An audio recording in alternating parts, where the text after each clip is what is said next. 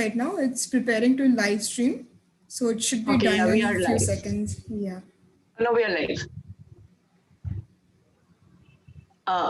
The things come on the.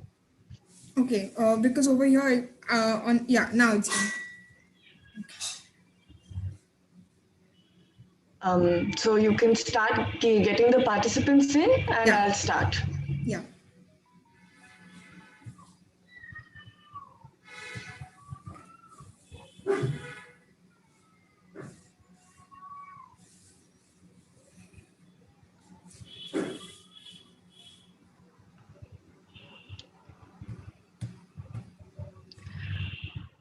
Okay, so. Okay, good evening, everybody, and on behalf of CUSP, I welcome you to our third webinar on mental health. This is a conversation we started months ago when the lockdown hit, and I'm glad we've been able to continue it. This one is called Mind Battles Media. A little bit about our small community that is slowly growing. CUSP is a quickly expanding community built for and by fitness and mindfulness enthusiasts. While our common goal towards a holistic approach of fitness and mindfulness binds us together, we aim to give back to the community by triggering constructive societal change. CUSP has organized movement, spine movement, Kalaripayatu, dance movement therapy, yoga, aerobics, and Pilates sessions on grassy areas pre-lockdown, and we've been continuing them through online sessions post-lockdown. We have also organized talks on mental health, nutrition, fitness on our Instagram page with reputable organizations and personalities, and webinars like this one that we have here today. As a community, we also dived into providing COVID-19 essentials when the pandemic initially hit us. Coming to our webinar today, we'd all like to think that we are some way in charge of the content that we consume. But when it comes to media, what if it's the other way around? And I am so glad there are so many here to join us as we embark on this journey towards mindful consumption. That is, we strive to understand how the content we consume affects our perceptions of ourselves and the world around us. I am now going to introduce you to our panelists, starting with Ginny Grover, who is a registered clinical psychologist and a hypnotherapist with an experience of more than 3 years. Her interests lie in areas of depression, anxiety, and dynamics of interpersonal relationships. And she has very, very gladly agreed to moderate for us today. We have Dr. Sabyasachi Mitra, who is a practicing consultant neuropsychiatrist. He graduated from Calcutta National Medical College in 1992 and completed his post-graduation from UK in 2003. He became a member of the Royal College of Psychiatry in 2004 and is a holder of double CCT Competition of Certificate of Specialist Training. He became a consultant psychiatrist in Liverpool and is a clinical psychologist in Manchester University. He returned to Kolkata in 2006 and has been practicing as a consultant at CMRI, Bellevue and Woodlands since then. He is presently associated with various print, media and television channels as advisor and participant in talk shows. Moving on to Professor Moushumi Guha. Professor Moushumi Guha has a first-class first in her BA and MA in philosophy from Jadavpur University. She has a national fellowship from UGC. She has a state junior research fellowship. She's a Nehru Scholar, University of Cambridge, and a Fellow of Cambridge Commonwealth Trust, UK. She is currently teaching in Jadavpur University's philosophy department and has over 19 years of teaching experience at college and university level and over 15 years of research guidance experience.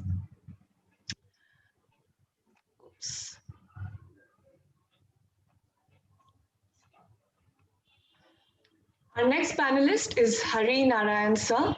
who has been involved with startups and versatile advances with engineering and design background for 15 years and has filed a patent in numerous white papers. He was the lead engineer at Samsung and Nokia. In addition to being involved with tech, Mr. Narayan has been exploring the spiritual side of human beings and well-being. He has done his yoga and Vedanta course from Yoga Vedanta Forest Academy, Rishikesh, and teacher training in Akshar Power Yoga. He has been teaching and practicing yoga for the last 4 years and attempting to investigate the profound and second soundly paths of life and how to consolidate such practices in day-to-day life for well-being. We have with us Dr. Indrani Banerjee, a graduate from Calcutta Medical College, India. She completed her training in pediatrics in UK, specializing in neurodevelopmental pediatrics, and developed a special interest in neurodisability. She completed her MD from University College London in outcome studies of effects of intervention in early life. She works as a specialist in pediatric neurodisability at Northwick Park Hospital within a large multidisciplinary team. Her areas of interest are pediatric neurodisability, particularly cerebral palsy, epilepsy, ADHD, autism spectrum disorder, and learning disability, and transition services for children and young people with disability into adult life. She is actively involved with training and teaching and is a tutor for the Sheffield Distance Learning Pediatric Neurodisability course. She is the North London Area Officer for Royal College of Pediatrics and Child Health. Coming to our next panelist, Paramita Banerjee, who is a social activist forever pushing boundaries for a world where every young voice counts. She opted out of academics nearly 3 decades ago to work with young people from marginalized communities, creating safe spaces for them, enabling them to voice out their issues and concerns in a manner that can persuade adults to listen to young people and take them seriously.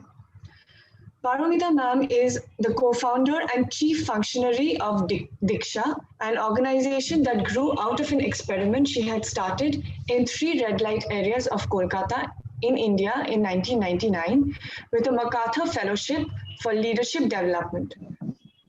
She has been elected an Ashoka Fellow in 2016 for her ability to be the midwife who facilitates the birth of new leaders who then build their own brands, as demonstrated by Diksha. In her field of work, Paramita ma'am is recognized as a gender sexuality expert, skilled in research, training, and evaluation. She has implemented, apologies, my word is giving some issues, yes. She has implemented assignments for international and national organizations of repute, such as Amnesty International, International Secretariat UK and Kenya, Comic Relief UK, Child Hope UK, Railway Children International India, Save the Children India, UNICEF India, etc. Her love and hate relationship with academics world has led Paramita ma'am to be invited as a guest speaker in recent years to Indian Institute of Management, Kozhikode, the Center of African and Asian Studies at El Colegio de Mexico, the Department of Psychology at Ashoka University. Paramita ma'am's focus, however, remains firmly fixed on working with young people. Her dream is to enable most marginalized children to write their own life's scripts in a gender-just world. Finally, coming to Dr. Moushami Bhattacharya, who is an Associate Professor of Journalism and Mass Communication in Vishwabharati University. Moushami ma'am is into university teaching and research in India for the last 2 decades. Her master's and PhD in journalism and mass communication degree are from the University of Calcutta. She was attached with the Center for Culture, Media and Governance, Jamia Millia Islamia University, New Delhi, as ICSSR Postdoctorate Fellow 2017 to 19. She has been elected as the scholar by the US government from India for the coveted studies in US Institute in Journalism and Mass uh, in US in US Institute in Journalism and Media Program 2016. Apologies, I'm getting a little tongue twisted here. Moshimi ma'am has also received a prestigious postdoctorate research grant by the International Association of Women in Radio and Television, Norway in 2015.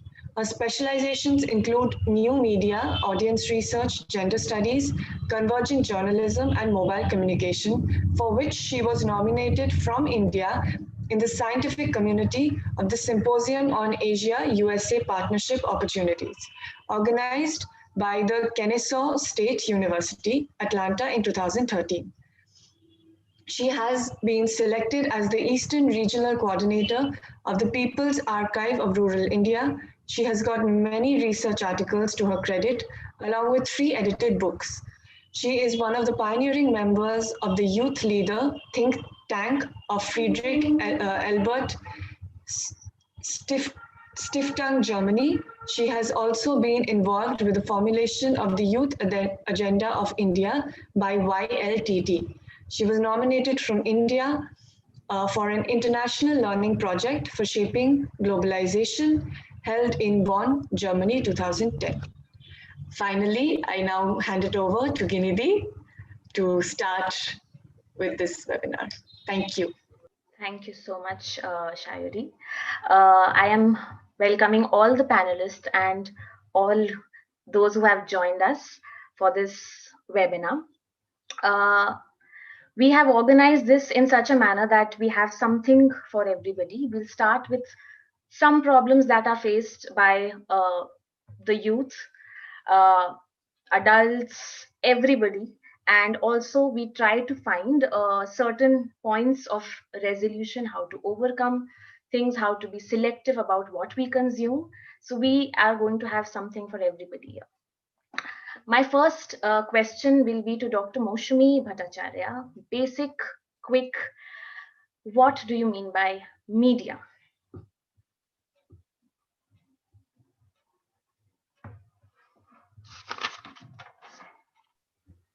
Yeah. Thank you. Good evening to everyone. So actually, I'm really impressed with CUSP, like they are organizing such things, which is it's a timely discussion and very important thing. So just to be quick, because we have got a lot of panelists, so I'm feeling very honored to be a part of this panel. So get into the Yakosh question. It's a very quick, simple overview of media. So as a media academician, what I feel about media is it's actually indicative of tools and routes which information or important data is documented, as you all know, and circulated among the masses. So for all practical purposes, media is comprehended to included elements of mass media like print publications, radio, television, cinema, advertising, and photography, as you all know. So, usage of the term in the current interpretation, it was proposed by Marshall McLuhan. Many of us we know his name, a communication theorist of Canadian origin. And by 1923, the term mass media was in use across the globe, mostly United States.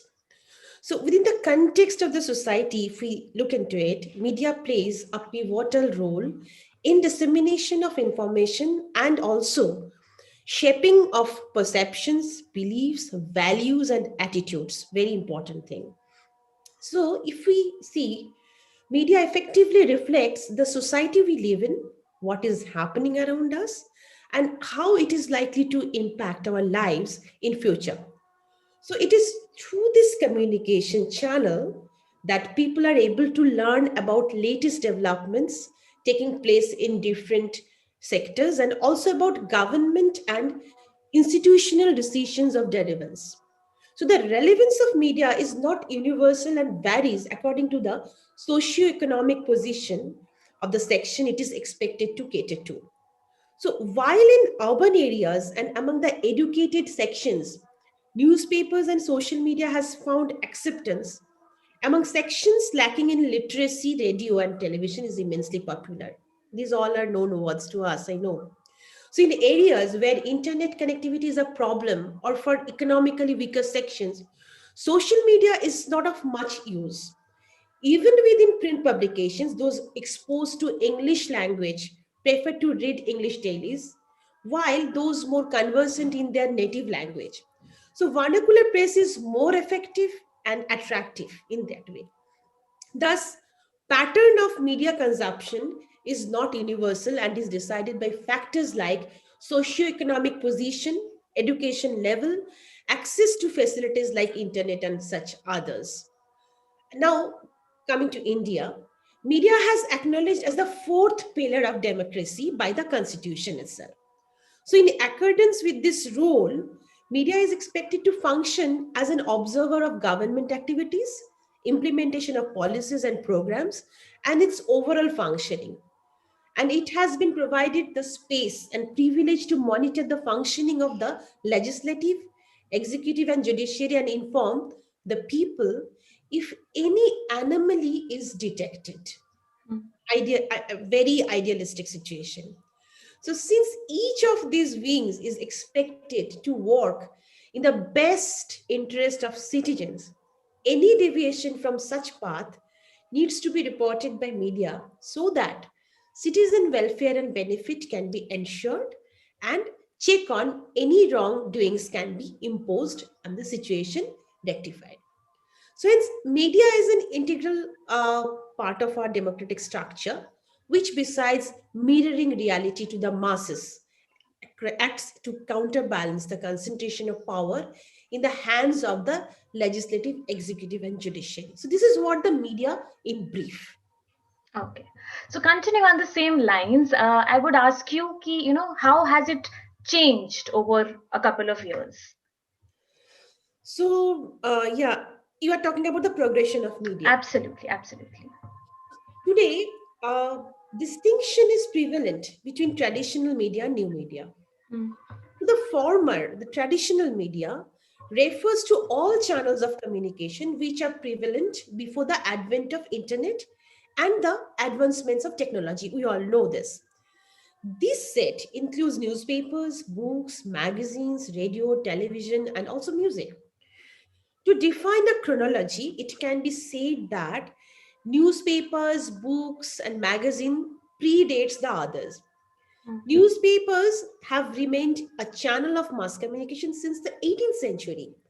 Radio and television got included during the 20th century, with internet taking the 21st century by storm. true, absolutely. This latter actually aspect brought about the new media revolution with social media, internet-based applications, and to some extent, maybe a greater extent, video games garnering immense popularity. Social media has been the most significant recent addition to media. So it has made simultaneous dissemination of information possible, ensured high reach and penetration potential of information, offered a consistent and anytime learning source, and blurred geographical and distance boundaries. Yet, it has also stimulated the proliferation of misinformation, which is very important these days, True. often referred to as fake news with noteworthy fallouts. Panic and anxiety such misinformation can stir has been evident throughout the lifespan of COVID-19 pandemic. We all are suffering for that. Circulation of invalidated information about how to protect oneself from COVID infection has been rampant post the outbreak. All types of remedies have been flooding social media platforms, some not having any scientific credibility. I'm just giving one example on this, so everybody will be able to relate to. Absolutely. So the growth of internet-based media like social media has signaled hard times for the newspaper industry. In response, publications introduce their online versions and in cyberspace facing competition from bloggers and blogging communities. Some of these are widely read and has dedicated followers. With smartphones ownership being high, people now find it easier to refer to online versions and credible blogs to stay informed about what is happening around. This has resulted in lower circulation rates of print publication and in turn decreased advertisement revenue. A recent Pew Research Center report states that higher percentage of Americans and of most of the global citizens receive their daily dose of news via the internet and than print publication or radio. Though local and television network remain the most preferred medium channel, newspapers lag behind new media. So, in comparison to traditional media, new media has two distinct advantages. I'll be very quick in that. First is its ease of access at any point of time and from anywhere. Latest updates can be accessed from one's handheld device. One can also use new media for reading or listening to music. In that sense, new media is more mobile and all encompassing than the traditional channels. And second, it is highly cost effective compared to others. With content being free, users need to pay for the internet connection charges. Social media offers social networking and different entertainment options, thus catering to people with different cultural and social backgrounds. So it can be said, the last, I'm coming to the last sentence of this phrase. So this is the age of the new media, which has disrupted the way information is disseminated and the way we consume such information. So it is making information availability hindrance free and thereby aging out traditional media within the overall communication ecosystem. Thank you so much, Dr. Bhattacharya. My next question will be to Professor Moshumi Guha. Hello. Hello, ma'am. My question here is: in which phase of human evolution are we in, and do you feel that has media any role to play in human evolution itself? Thank you so much for your questions. Before I proceed to answer any of them or to respond to any of them, let me thank CUSP for inviting me. Like Moshumi said, our earlier speakers mentioned, I feel really privileged to be part of this panel.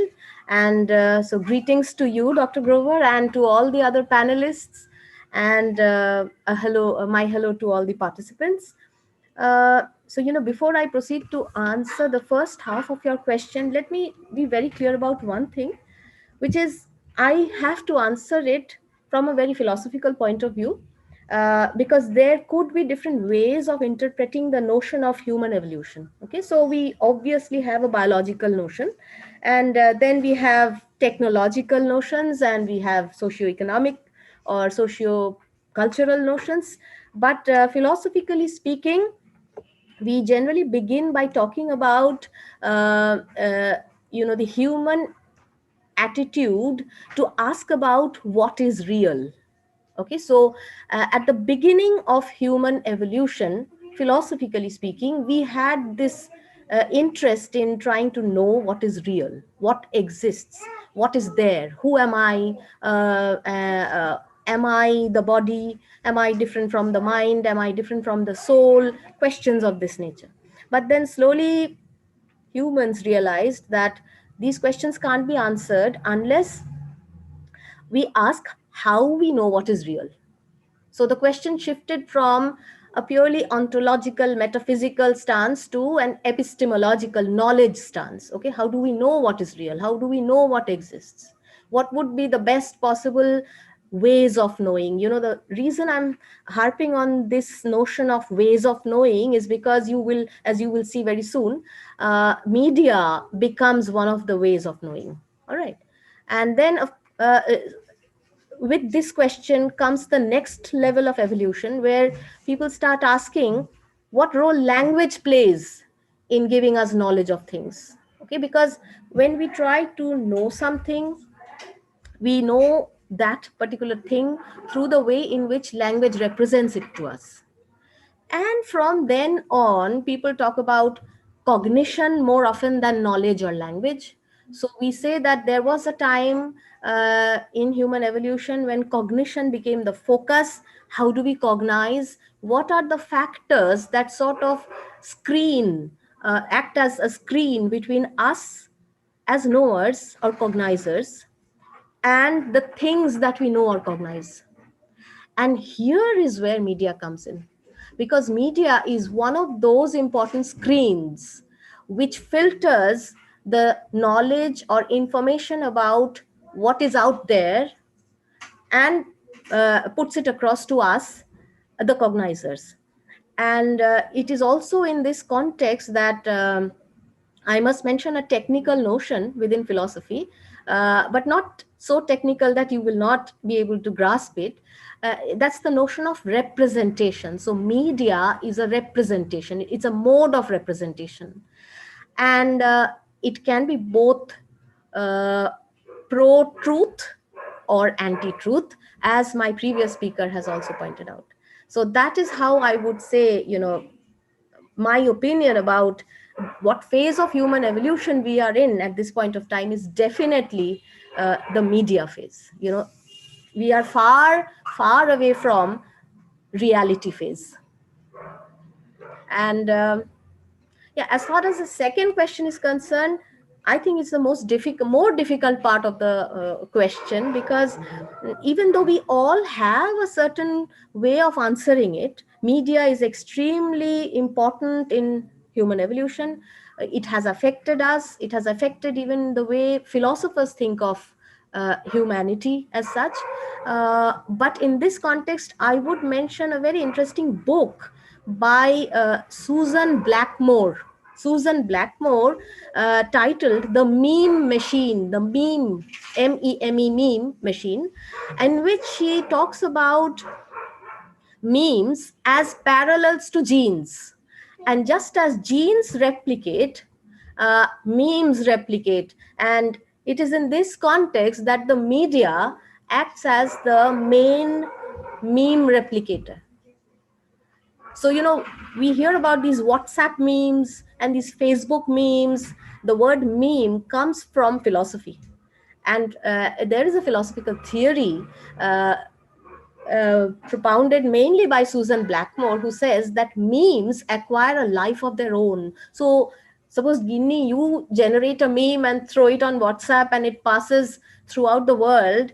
At some point of time, you or any other user loses power or control over that meme. The meme acquires a life of its own. So, you see, media is that important. Absolutely. Thank you so Thank much, you. Professor Gua. That was a very interesting take and explanation of this question. Thank you so much. Now on to Dr. Sabyasachi Mitra. Uh, Very, very important. What is the relation between neuropsychiatry and media? How does the brain respond to media?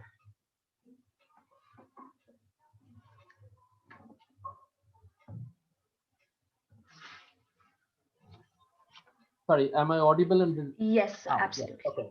Good evening, everybody, and thanks to CUSP and all of you from CUSP for asking me to come and talk over here and share this evening with such luminaries. I don't know if I can actually, the question that you have thrown is perhaps worse than an atom bomb that could have been thrown on any part of the world. It's a very, very difficult question, but I'll try and do justice to it. See what happens with the.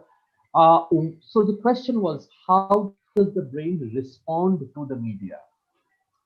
Yeah, I don't think, I think the brain is in a mess responding to the media now, because given the situation now, I think the brain has lost its way and is struggling as to how to respond.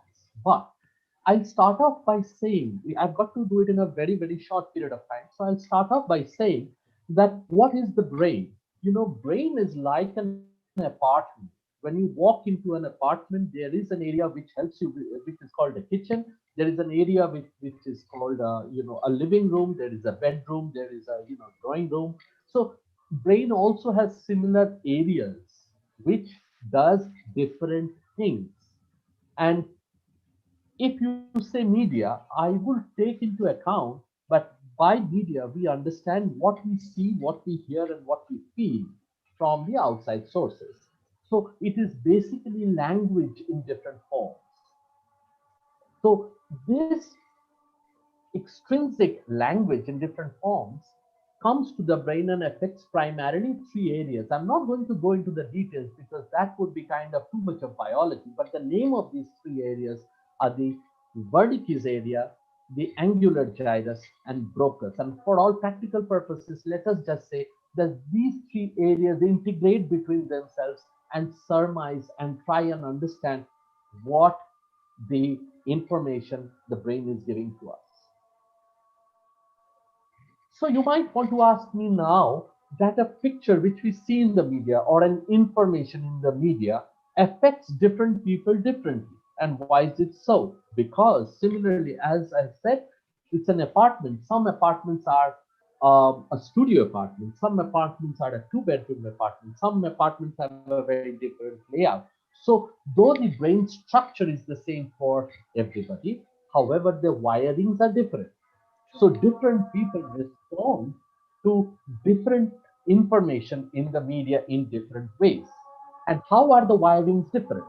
They are basically dependent on epigenetics, which I'll come to bit in a bit. There is a stress vulnerability diathesis, there is gene environment interaction, and hence all these three things put together, the chemical algorithm for the brain is different for different people. I'm just going to give you a very simple example because the last few sentences were quite horrendous to quite a few of you, which I understand.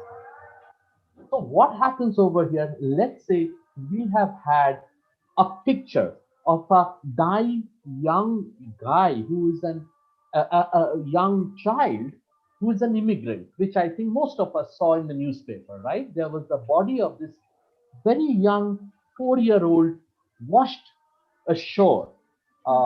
And this was the picture which went viral. But believe you me, there will be different types of responses of the brain in different individuals. Somebody would actually start being fearful and lose all sanity at that point of time and become extremely, extremely saddened. That's option one. Option two, somebody would become so angry at this episode, at this picture, that he will try and forge in an NGO to help these immigrants. Somebody would think that this is an opportunity where and make a good business use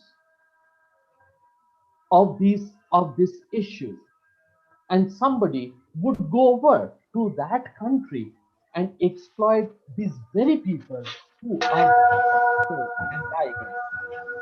So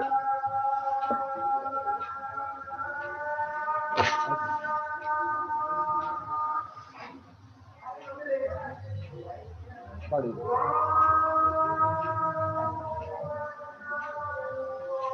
am I audible now? Or Yes, sir. Yes, sir. Absolutely. You're visible and audible. Perfect. Yes, sir.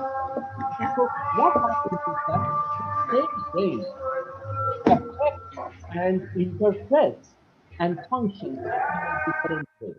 So it is for celebrity suicides. So what happens? Recently, we have seen a celebrity suicide, and that has affected my patients in different ways. Somebody has actually found out how to commit a suicide from that instance. Somebody has been extremely saddened and has gone into deep depression because of that suicide. Somebody has actually come and said to me they have had everything. I think this is just a celebrity phenomenon. So different people will process it in different ways. So that is the way the brain actually gets the information from the media. And now let's come to media, because there is a transition, there is an attachment between these two, and we need to speak both about the brain and the media. With regards to present day media, it works on a model which is called an attention extraction model. So the media is always there to extract the attention of your brain, of my brain matter, and every one of us taken together. So the commodity at this moment for the media is human behavior. And what the media is trying to do is to change that human behavior. And many a times they are doing it without even us knowing that we are behaviorally changing. So what's happening over here is that the media is passing on something to our brain, and they are trying to gather that respect from the brain, thereby altering the mechanism of the brain and thereby altering our behavior. Sometimes we are in control of that, and many a times we are not even acknowledging that our brain is changing.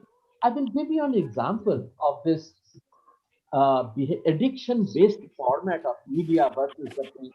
Let's say Fair and Lovely, the tubes that we use, and people are, I think, brushing on, rubbing on creams to make themselves fair. So it's an addiction-based format. If somebody was to tell me that put a lot of drops in your scalp and I would, grow a lot of hair, and I succumb to this information, I would be brushing my scalp, which is devoid of anything, with a lot of these pills and potions, and that would be an addiction model for me. So there is a significant proportion of the, not that I am doing it right now, but there is a significant proportion of the population who succumb to these informations because media also uses the same dopamine pathway which drugs like heroin, crack cocaine, and LSD is used to. It is a pleasurable pathway. So this information, which is biochemically transmitted in a pleasurable pathway to the brain, giving us, the insight to fall for it faster and faster and faster. It has already been spoken earlier that about this fake news. We will briefly talk over here that research is proving that fake news travels 6 times faster than the normal regular news.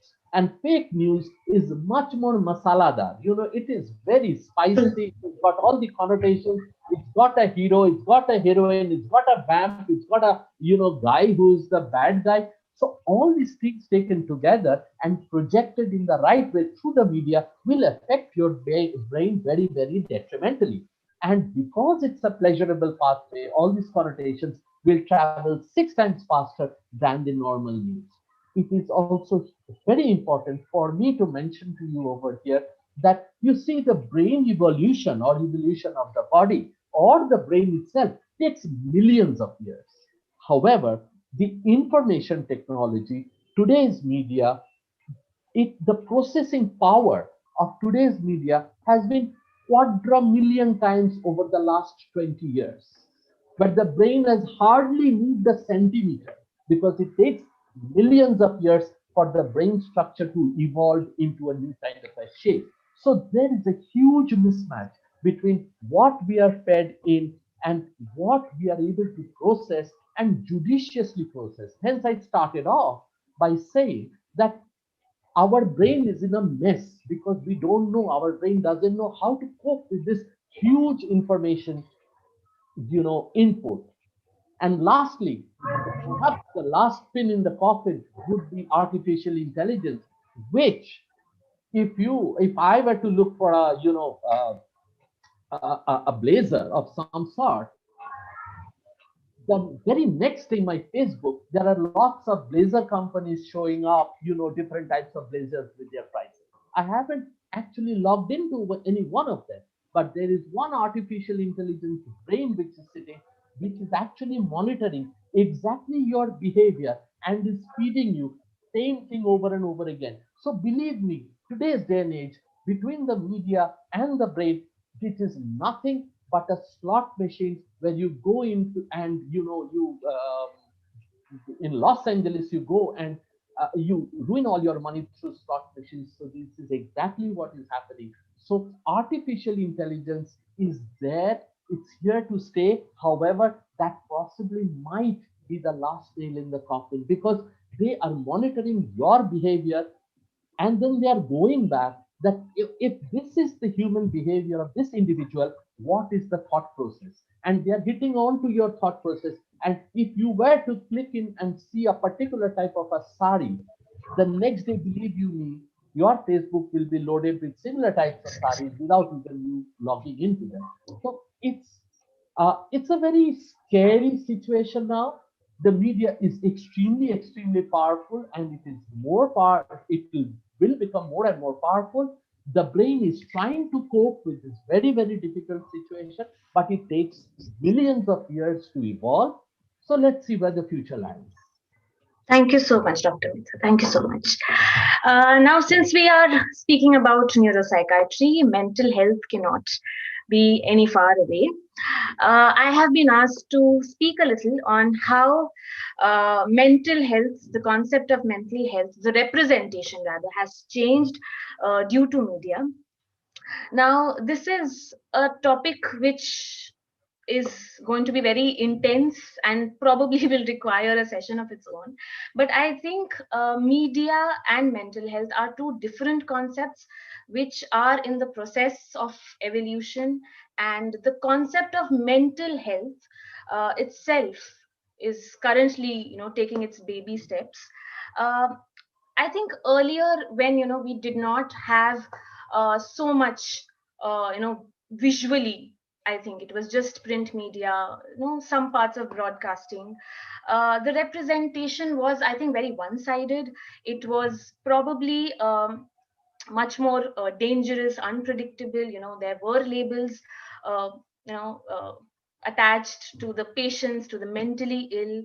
Uh, the mentally ill were probably represented in a more distorted, in a more dramatic way, and so were the professionals. Not that I'm disregarding the certain therapies, but I think it was somewhere also represented, in a way that it's the professionals, the psychiatrists, the neurosurgeons, psychologists were barely even there, but they were almost, uh, portrayed, I think, as let's say a reincarnation of Satan himself, probably. Uh, there was a lot of gender bias in terms of mental health professionals, leading to a lot of let's say a public attitude of, let's say, shunning of the patients, leading to non-inclusion in society, not giving jobs, overall a very negative attitude towards the mentally ill.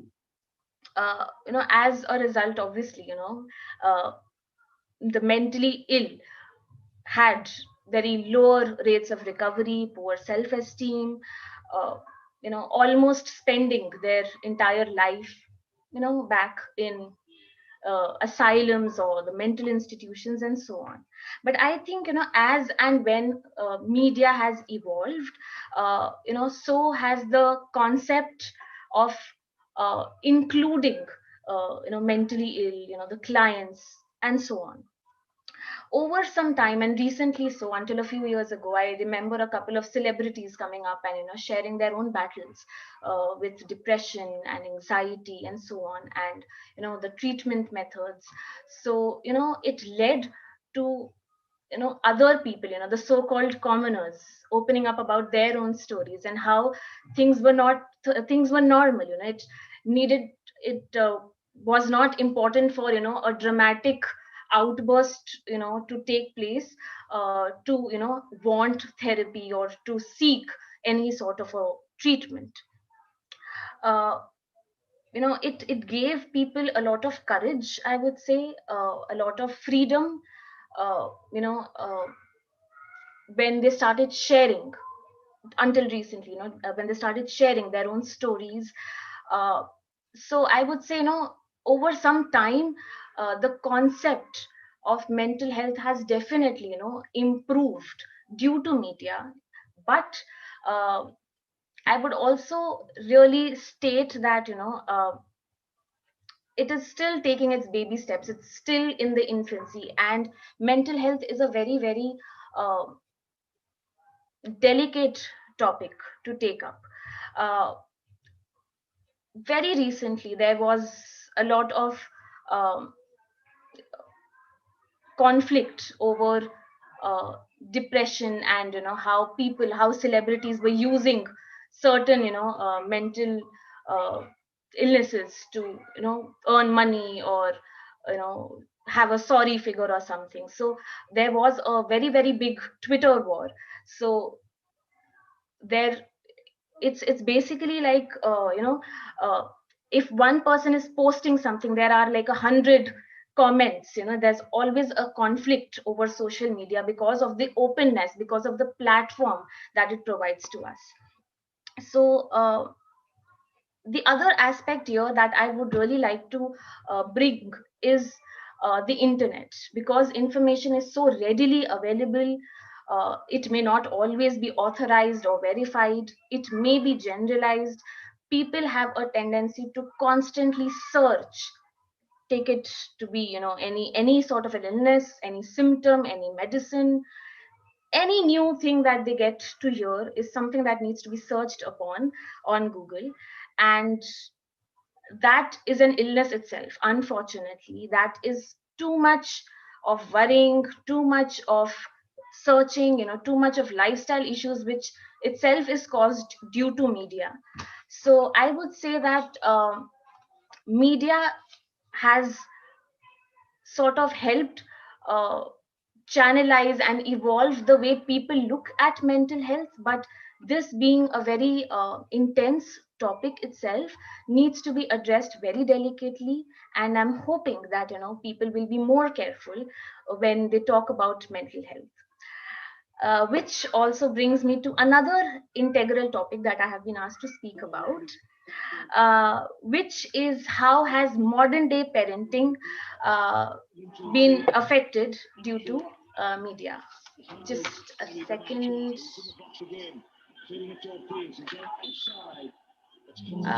Can we just put uh, yes, can we just put the participant on mute, please? Yes, thank you so much. Yes, so that brings me to a topic that I have been asked to speak about. It's how modern day parenting is being affected due to media. Now, as I have mentioned, and so have the other speakers, that you know, uh, media is something which has its own advantages and disadvantages. This particular topic as well has multiple aspects to it. Although communication and knowledge per se has increased, parents are finding these methods to educate themselves and educate their children. Everything is very readily available to us. However, things do have a different side to it, I will say.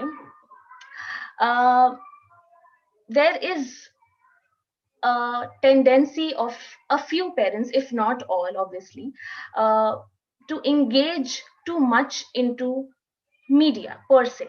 Uh, since the incoming sources of social media, I think people are too very engaged in oversharing, in the need for perfection, in constantly tracking whatever is happening in day to day lives.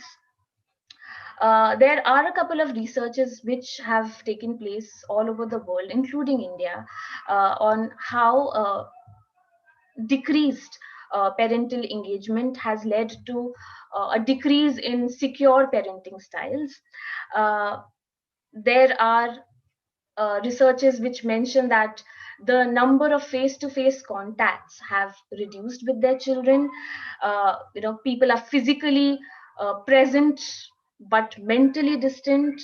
There is a lot of distraction in parents, leading to a couple of uh, accidents in children. More number of injuries are taking place, and very significant parenting styles. Now, I would want to mention what do we mean by parenting styles. It's mainly the emotional climate, the warmth, something that connects you with your children, how you bring your children up. Uh, it was reported in a couple of recent researches that there was a significant relationship between the hours spent on social media and the parenting styles. The major parenting styles in these cases being neglecting style, that is, parents were low on emotional warmth as well as low on demands from their children, as well as the authoritarian parenting style, which meant that there was low emotional warmth but high demands from the children, which brings us to the concept of a need for perfection from their children, from their own selves, depending too much on likes and comments, for your own self-esteem, boasting that, bragging that. Uh, there's always a tendency for children to, let's say, feel traumatized or even embarrassed, with the oversharing that the parents may end up doing. Over some years, over some time, there is also a tendency in people in general, uh, for using social media as a way, as a route for venting out their frustrations.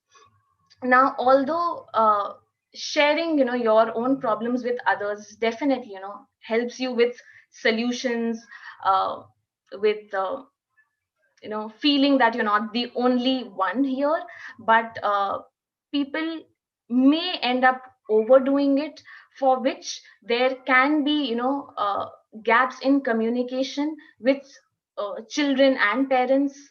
Parents may not use the medium to act, may not really communicate with the child or do engage in problem solving with the child, but may just use social media as a way of venting out their problems. So to conclude this small little discussion, I would say that parents are obviously the role models, and the more we end up saying, don't do this, don't do that, don't use your phone too much, children will not really listen to us, but will really observe us, and that is how they learn a couple of things from their parents. So you can't be like, you are not allowed to do this, but I am. So to in order to bring a change in your child, there needs to be a change within yourself as well. So I will leave this particular topic in the hands of Dr. Indrani Banerjee now. My question to Dr. Banerjee will be as to how has media affected children? And Dr. Banerjee. Firstly, I would like to thank you for inviting me to talk to everyone today and welcome to the participants who are spending their time listening to me. It's a privilege to reconnect with my home, with my city again, and I have to give digital media the credit for facilitating this, so we cannot always talk about the negative. So I'm a developmental pediatrician, and what I see day to day in my clinic is the effect of media that is happening on the growing generation who I look after. So what is very interesting, and having had this opportunity, is that the thoughts in different areas of the world are very much the same. And I think with this globalization of world facilitated by digital media, we are all facing the same problem. I have to say my current experience is working with children in United Kingdom. However, it's not different from what you are seeing back in India, is that children and teens are growing up immersed in digital media. They're exposed to media in all forms, starting from TV, which I as a teenager started watching, and they are starting off with smartphones and other screen and tablet devices. And media will influence and is influencing how children and teenagers learn, feel, and how they will behave in future. The other thing which I think my previous speakers have highlighted is that social media is a rapidly developing and evolving platform for younger people to communicate with each other and express themselves. With this, it is becoming a cultural paradigm that drives technology, and it's one of the biggest business investments for international companies. While it will change the way people, not including just adults, but how young adults, young people, and adolescents are going to interact. As a tool, media will be a double-edged sword. So through my talk, I'm just going to sort of highlight the concerns and possibly maybe some benefits of it as well.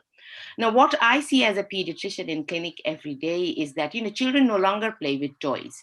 So, gone are the days when they had dolls, pretend tea sets, or very sort of simple playing blocks.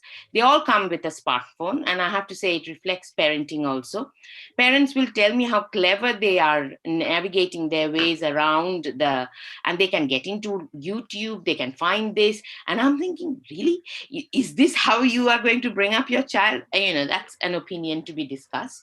So in UK, we've had quite strong data, and Ofcom, which is the regulatory organization of media here, they are coming up with some really worrying data.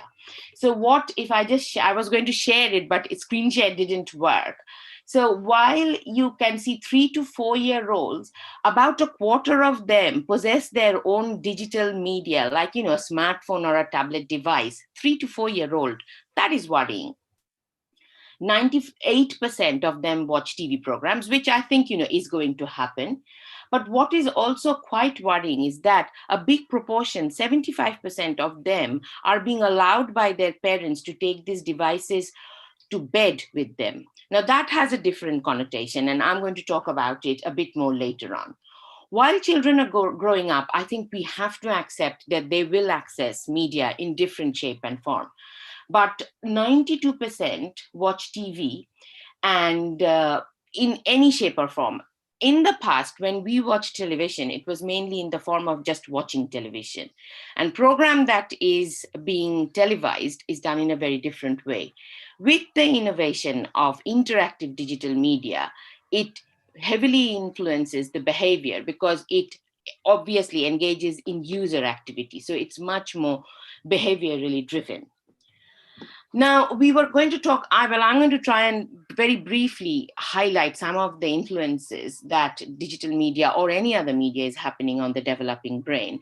And Dr. Mitra has already highlighted on the effect on the Wernicke's and the Broca's area. So what we are seeing in daily practice is that it has significant effect on language, cognition and perception of visual objects, development of visual system, reorganization of somatosensory cortex. Now, this is sort of complex, but if I explain it, easy way to understand is, there are lots of studies, and especially if you can imagine violinists, because they play their reeds and they feel it with the finger. The research has shown that the cortex, the part of the brain which processes this, is quite hyper or overdeveloped. And that is good because it shows the plasticity and reorganization of connections. So it does have a significant effect if you think that, a violin string which is being felt, and the effect of constantly flicking on smartphones or smart devices, tablet devices, which are used mainly by fingers, is there, and there are some plasticity studies which are being done, and functional MRI studies are showing that there is development of these areas. Now, this is possibly early days, possibly too simple to say that there is a positive correlation, but there is definitely a correlation. The other worry is that lower cognitive empathy. So because of the way we engage with digital devices, the development of empathy in this growing up group of children is definitely going to be different.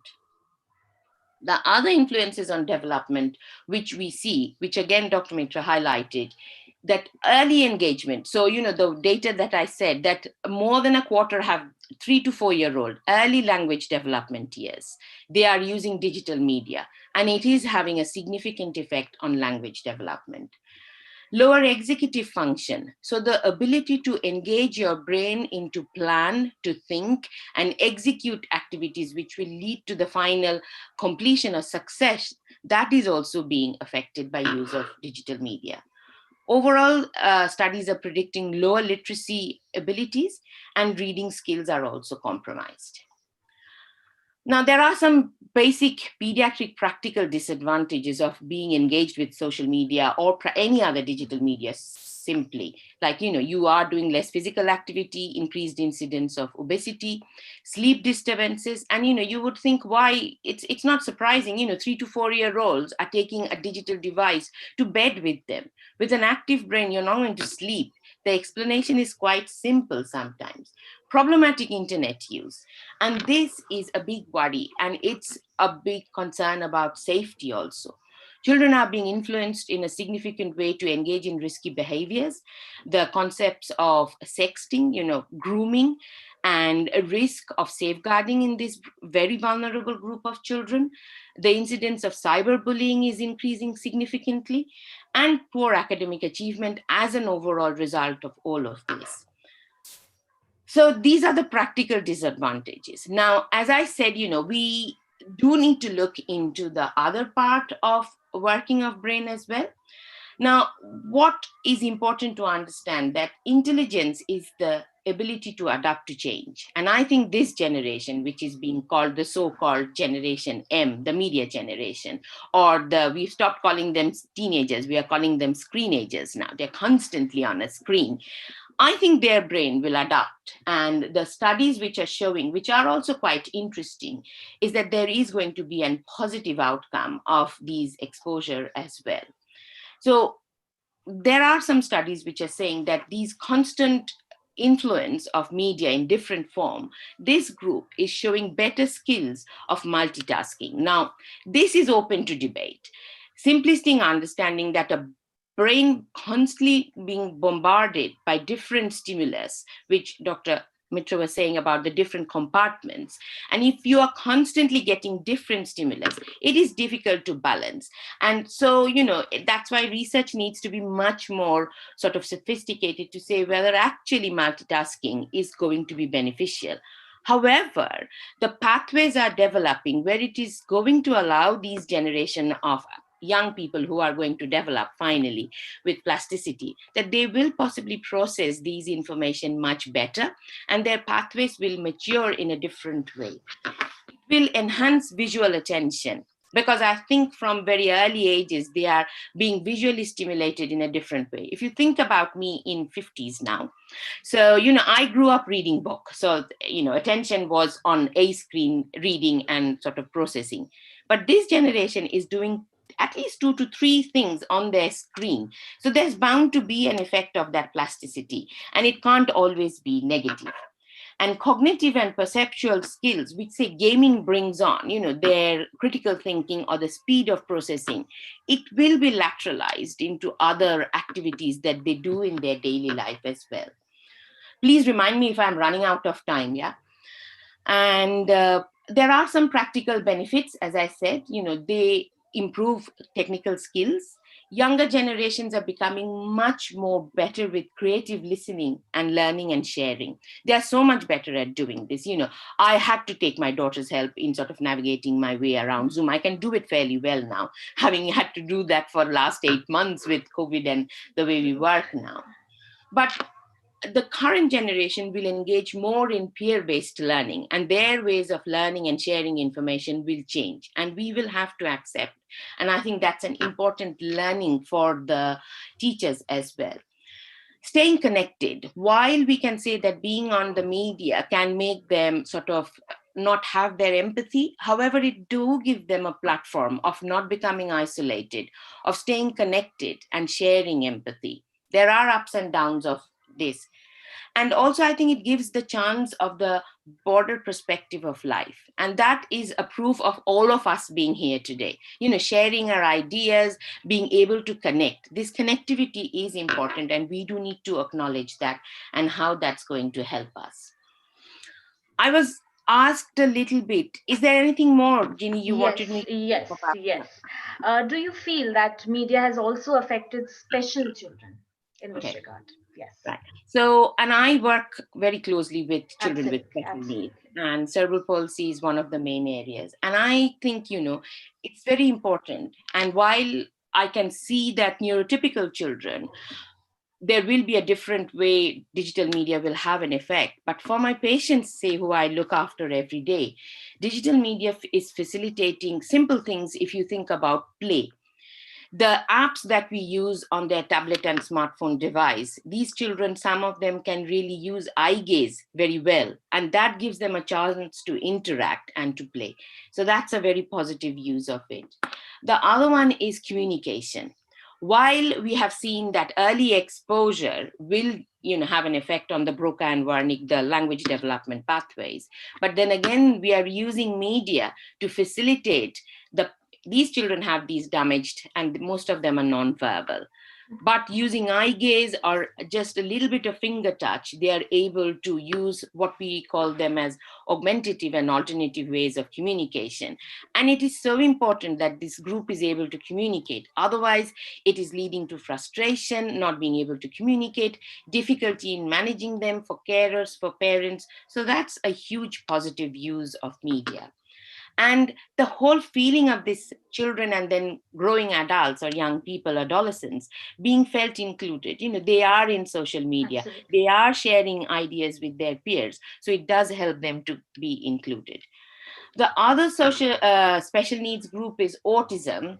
And I think, that is a very complex topic, which possibly demands a whole discussion in itself. And autism is such a minefield of problem now.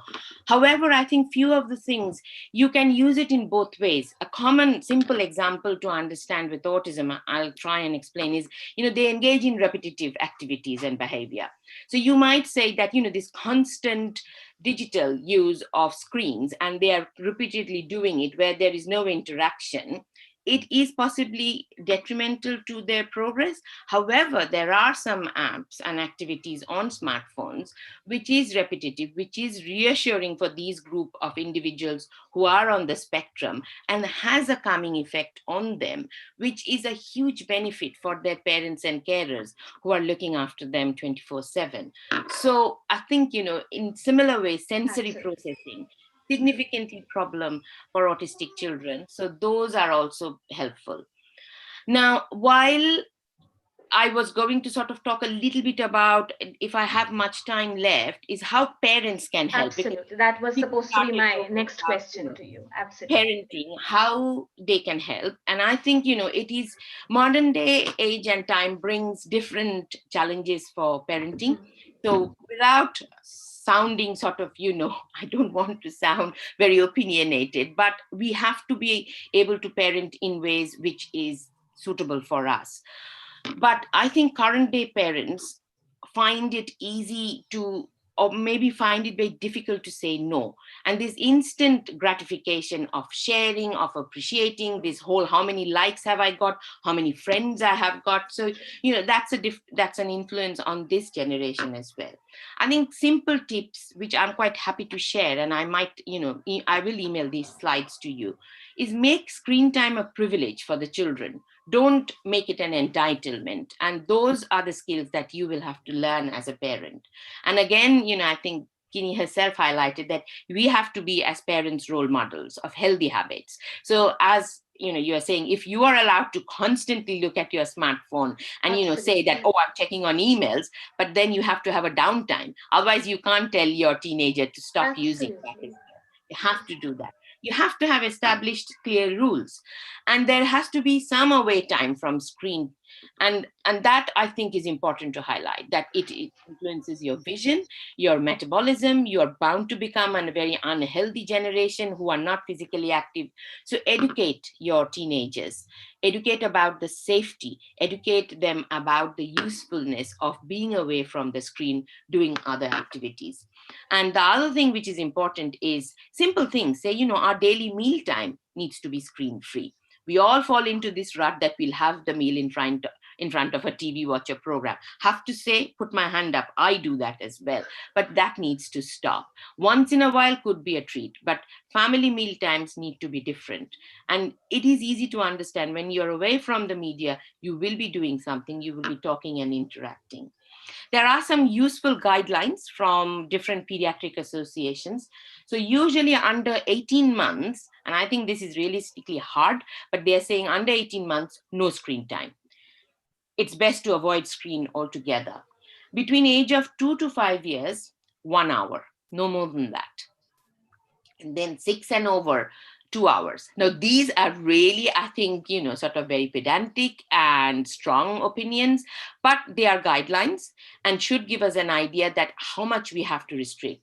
I think 6 years and over, they are watching and engaging in media a lot more than the prescribed 2 hours. It's interesting. Parents now come and ask. And when they ask, I think at least they're thinking about it, that what should be the time they are exposed to media. There is no prescribed right or wrong, but it has to be done in moderation. I think one of my professors in medical school in Kolkata, taught me that, feasting is no good, fasting is no good either. So do everything in moderation. Absolutely. And I think that should be sort of the general message, that everything done in the right way should be much better. Absolutely. Thank you so much, Dr. Banerjee. My next question is to Paramita Banerjee, ma'am. Can you please guide us if there is a difference in the effect of media on first generation learners versus those with educated parents? Yeah, okay. First of all, before I respond to the question, congratulations, CUSP, for organizing this. Warm good evening to all my fellow panelists and all participants. I would like to start from Dr. Banerjee, Dr. Indra Banerjee just said. See, the only difference, literally, I have seen between children of educated parents and children who are first generation learners is more on the way their parents behave than in the way the children behave. And let me just add a footnote here. When I read the panelists' introduction, I realized that I'm the only one here who has been through 3 media stages. Number 1, non-TV, TV, and social media. I don't think there's anyone else who had a TV for the television for the first time when she was 16 or he was 16. I'm the only one. The other sort of distinction I have, I think in a luminary of professionals and academics, I'm the only field person. So I will be speaking that field experience. The difference between children and children of educated families is that educated parents are more concerned about the media use of their children. They try to find out ways of exercising parental control, right or wrong, good or bad, but they do try to. They're concerned. They try to figure out how best to deal with excessive media use. Whereas the moment you go lower down the rung and you're dealing with first generation learners, they are the ones who are more media educated, who are more techno savvy than their parents. So the parents do not even, these thoughts about, is this okay? Are they having too much time? Should they have that much time? That entire forget the parental thinking is absent. That's the real difference. Otherwise, and I work primarily with pre-puberty and puberty children, so adolescents and adolescents, they behave the same. The adolescent psyche is the same, no matter which socioeconomic rung they are in. Yeah, okay, fine. So, here it'll be a Salman Khan, I don't know what. Who in the West, Dr. Banerjee can probably Justin Bieber fan. That will be a difference. The idols will differ across geographies, but otherwise, the adolescent psyche pretty much responds to the same things. So what is different is the kind of control the parents are exercising. And during COVID times, we experienced both the highs and the lows of digital media. Now, first of all, schools were closed. First generation learners, if we could not continue online sessions, could not continue some kind of engagement, we would lose a whole load of children who would go out of the little bit of routine that is there in their lives because of school. Ma'am Miss Paramita Banerjee, I'll just interrupt a little bit. There is slight disturbance in your voice. So if you could just shift or because there is some slight disturbance, so we are having a little trouble in understanding and listening to you. I mean, this better, Uh, or is it still the same? it's still the same. There is probably some electronic device near you, probably. So there is No, some static disturbance. So there the is voice is nothing else near Can me. I suggest a headphone that will take this humming away completely? yeah. Please. Yeah, I put phone. I'll have to find it. Dr. Mitra, can you? I mean, I'll have to find it because I'm not sitting with it. Okay. Is it better? Yes, that was much better, but there is still some disturbance. So you'll probably have to be a little louder if it's okay with you. I will try to be. What I Yeah. was saying is that media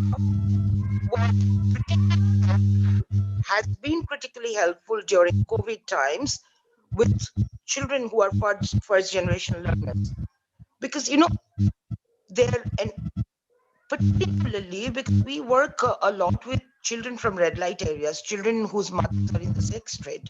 It's a very non-routine life they have. So only kind of routine comes through school and the other kind of sessions that these organizations like ours hold. So routine was out of their lives, and we were worried that we're going to have a lot of school dropouts whenever school starts again.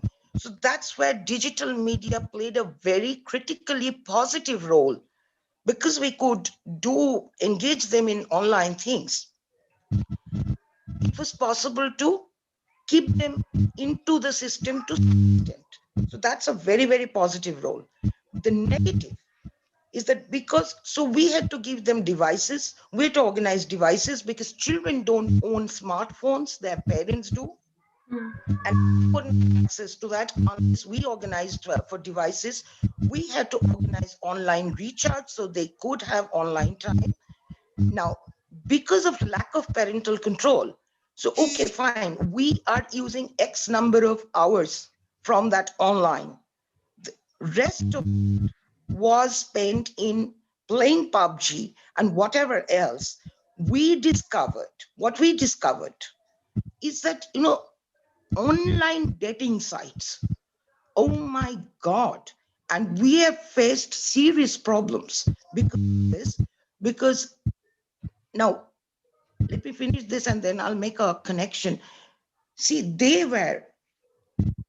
started getting intimate online and then sharing intimate pictures.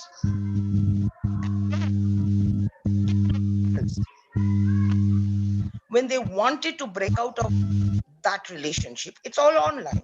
But when suppose X wants to break out of that relationship, then she was being blackmailed that if you break off your relationship with me, I'm going to make all those pictures public.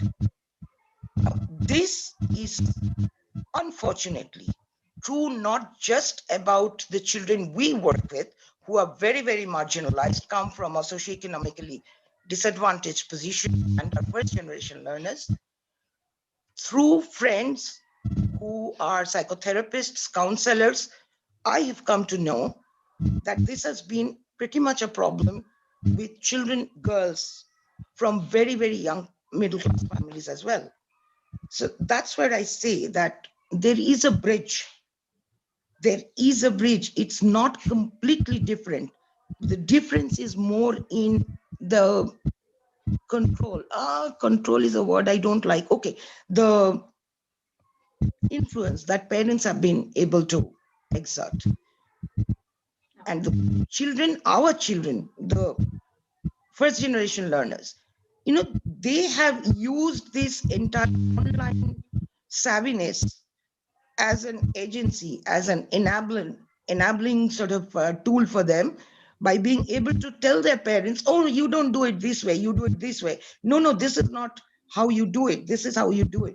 So suddenly they gained a lot of voice by being able to tell their parents how to do things, what to do and what not to. So That's the difference I've found, not really in the behavior pattern. Okay. Okay. Thank you, Ms. Banerjee. My next question is going to be to Mr. Hari Narayan. Uh, an entire different take on media. Could you tell us how could we apply the Vedantic knowledge and the yogic knowledge to counter the impact of media on physical health and mental health? Good evening, everyone. First, I would like to say thank you to CUSP and regarding your question regarding the Vedantic knowledge. So first, I'll just explain what is actually the Vedantic knowledge. Vedantic knowledge is the highest knowledge, being called as a self-knowledge, and to know ourselves first before knowing any external thing, before knowing any objects. Generally, we consider ourselves as a subject and other things we as an object. Right? So from that point of view, if you consider that one, the tool which we use to know ourselves is a self-inquiry. We try to find out all questions related to ourselves, not from the outside world and all the things. From there, every answer we get it. And regarding the countering the media effect, that is the important question. And same thing comes from there. Regarding the inquiry, we use the intellect. That word intellect comes from the reasoning, questioning, inquiry. That is a part of the intellect, and it is different from the intelligence. Intelligence is mostly based on the information. More information we get more intelligent. But now there are a lot of flow of information is coming up, and that is right time to use intellect. Now that's not enough to use just intelligence. Intelligence is completely based on information. Earlier, if you see 20 or 30 years back, before internet, those who have more information, they are more powerful and all that. But nowadays, whatever information you will get, within second, it will reach to other place also. And so the next level, which is going to come, is the intellect. The intellect is all about reasoning, questioning, and inquiry. We should not accept the thing as it is. When we interface, when our mind will interface with the media, we have thought. The thought generation starts coming from that point and all. Okay. And with that thoughts might be, with that thoughts you might feel superior or inferior, depending on type of the media content we receive and all the things. Mostly it happens like that one because our mind works like that way. Because of our intelligence, our mind compares with ourselves with other things. Absolutely. If other thing is more superior, then we feel inferior. And if we see down someone, then we feel more confident like that. So it's all about comparison. And in Vedanta, comparing anything or finding any fault in anyone is the biggest sin. It's the biggest sin we consider from that point, from Vedanta point of view and all the things and all. But like from the mind, when the media contact with the media, so first the thoughts come into picture. The thoughts can be positive or negative depending on the type of media and all the things. But both are not good. You might think that it's a good thought might be positive side will be good, but as per Vedanta, when you treat positive side of your mindset, same time you're treating the negative side. For example, like you like some food, you have seen in media some food, something you like very much, it means you are getting some dislike also. So same time we are creating the same thing. So from the Vedanta point of view, we don't want to stay on the positive side or negative side. The important point is neutral state. Absolutely. And that is the most difficult state we wanted to. So Vedanta tried to bring the mind in a neutral state in order. Okay. So when the thoughts comes into and the desire come into picture and desire the action the results and all the things. But as per the Vedanta, we can see that each thought is also energy that should be dissipated. Some thoughts can be converted into desire, some actions, but all thoughts are not converted into an actions. Then what happens to that energy? For that energy, then yogic practice come into picture. You have to practice some yoga. You have to practice some pranayama. If you cannot do yogic practice like asana and pranayama, your breath control, at least we can walk. If we bombard with lot of informations, lot of media information, and our mind is lot of confusion, lot of strain, the best way of reducing that strain is just walking and dissipating that energy. And whatever come out from that dissipated, you will get more clear in your information, in your content. So that's So, one Mr. point. Harinarayan, Yeah. yes. Another question is, as beginners, how can we take a few steps, some initial steps towards mindfulness? Let's say to control impulse, those impulses, the impulsive checking of your phone, constantly the need to be on social media. So, if you could guide us with some, basic steps towards mindfulness. Yeah. So when you talk about mindfulness, it's all about awareness. And mindfulness is not about sitting in one place and doing some meditation. Mindfulness can be anything. Hmm. When you're doing any work, when you're doing any painting, when you're doing any cooking, whatever work, you can involve the mindfulness. Mindfulness is all about not thinking about future, not thinking about the past. You're staying in the present, Absolutely. and you're completely focused on that aspect of the work which you have in your mind. So when to practice the mindfulness, again, it's not our mind is like that one. It's always go in the future or in the past like that one. Just fluctuate in that, and the fluctuation always disturbs the thing and all. And to be mindfulness again, so we can take the help of the yogic practices like our asanas practice, our pranayama, breath control, and all the things. The basic schedule I can suggest from my side to do the mindfulness is just when you wake up, make sure that one our both of nostrils are properly open. That is one of the most important aspect of the yogic practice. One of the our nostrils are closed, it means our half part of the brain is working. Okay. So this is one of the one aspects from the yogi practice comes in that when you wake up, when you do the daily routine of the morning routine. After that one, you have to make sure that you have to check both of nostrils are open. That's a very basic practice just to create the mindful work and all the things. First, we have to make sure that one, our right nostril not and left nostril both are clearly open and we are inhaling and exhaling proper breath and all the things. Because that is the main cause of all our effect in our mind. If our breath is slow, if our breath is calm, our mind is automatically go in a more calm phase. That is from the yogic practice point of view. And to practice the same thing, we have to check in the morning itself our both nostrils are open. If one of the nostrils is closed, we have to try forcefully to try to open. If left nostrils are closed, close the right nostril and try to push the breath out. So that is the one way to try to start your day. If one of the nostril is closed, it means you are 50% off, means focused. Then mindfulness is not possible at all. The most important thing is this.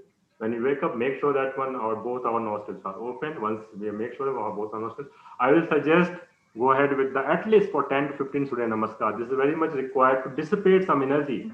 That is energy can be given as in part of food or in part of the thoughts. Thoughts also we consider as energy. That is also required to dissipate. Then you will get a more better clarity and to be fit to before going for mindfulness. So we have to practice regularly some exercise. The best one is simple. Surya Namaskar is more than enough. If you do 10 to 15 cycles of Surya Namaskar every day, it will not take more than 10 to 15 minutes and all that. Okay. Once you practice after that one, and then start your day. Start your day with the mindfulness. Mindfulness, what you work. If you're starting your day with the cooking, then your full mind will be there, not on the mobile. That's the most important thing. And at least till your lunch time, that's my personal suggestions. Till lunch time, you have to keep don't being connect with our any social media, any other thing, any media and all the thing, except the newspaper. That itself is from that point of view, I will say that newspaper is more than enough. It will not condition our mind as such, other than other media sources and all the things. Newspaper is more than enough to know the starting of the day. And till your lunchtime, I suggest not to use any media, don't to interface with any media things and all. Whatever work you have to focus on your regular thing. So that is where we can focus on mindfulness. If you are cooking, you have to completely focus on mind on there. If you are playing, you have to focus completely on mind. That is our actually mindfulness, our natural nature. We used to do in our childhood. When we play, we used to play. We don't think about past, we don't think about future. But parents or our society condition our mind. Slowly we have been forced to think about future and we're worrying about the past and other things. The conditioning keep happening in the from the childhood time from that point of view. But We already know how to do mindfulness, but we forgot that aspect. So we have to look back to that same thing. So I'll suggest till 1 o'clock, we should not being about, you have to keep doing in actions, and your actions should be mindful, just focusing on one thing at a time. Instead of doing multitasking, we more suggest about focusing on one aspect of the thing at a time. So Okay. it's all about your any work. But if you are about food also, if you are having your food, that is also should be in full with mindfulness. Okay. Thank you so So yeah, much. Thank you so much, Mr. Narayan. Acha, now we shift to Dr. Moshmi Bhattacharya. And ma'am, if you could tell us how can we discriminate between good and bad content? How can we be more aware of what exactly are we consuming? Good and bad content in terms of media, Absolutely, social absolutely, media rather, right? absolutely, absolutely.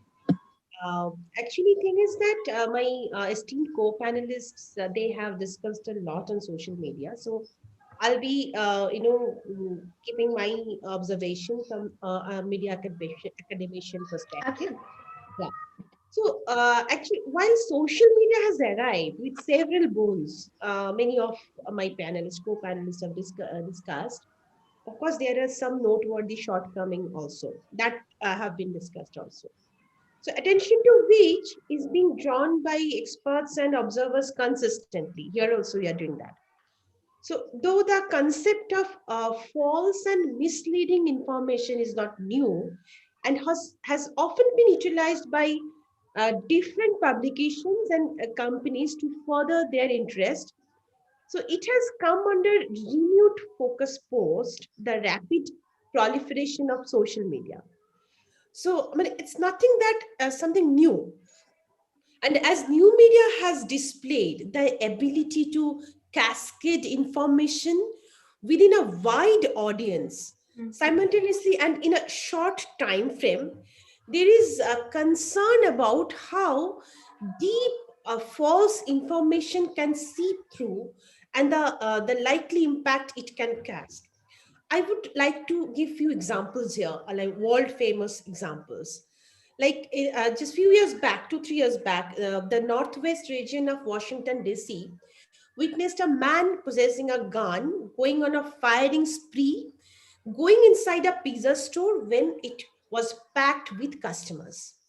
So, though none was injured in that incident, it broke the peace and tranquility of the neighborhood and sparked a reaction of fear among residents.